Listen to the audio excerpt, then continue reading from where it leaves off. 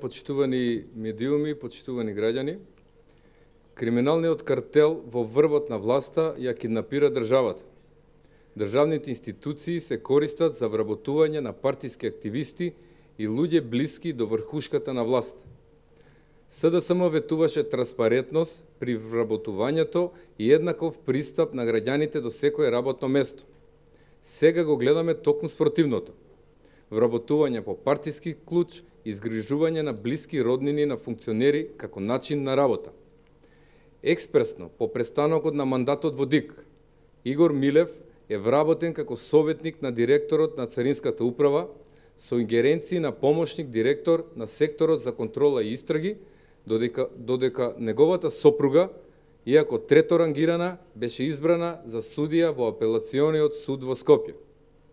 На позиција втор човек во АД за стопанисување со стамбено-деловен простор е поставен Јон Фрчковски, син на Љубомир Фрчковски.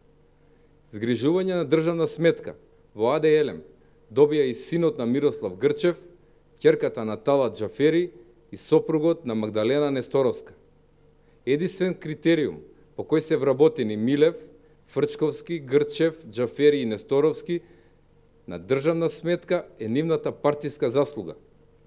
СДСМ институциите ги претвори во место за згрижување на истакнати партиски активисти на картелот. Почитувани, непотизмот е главна карактеристика на картелот и на локално ниво. Градоначалникот на Прилеп си ги вработи двете своји внуки и зетот на државна сметка. Директорите на институциите исто така си ги вработуваат своите сопружници и деца. Слична е и ситуацијата и во Битола. Градоначалничката својот брат си го вработи како наставник веднаш по стапување на функција, а по нејзин пат продолжија и директорите на останатите институции.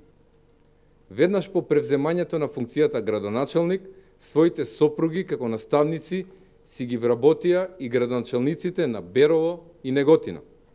Вакви примери, каде представниците на картелот си ги вработуваат најблиските роднини се безброј.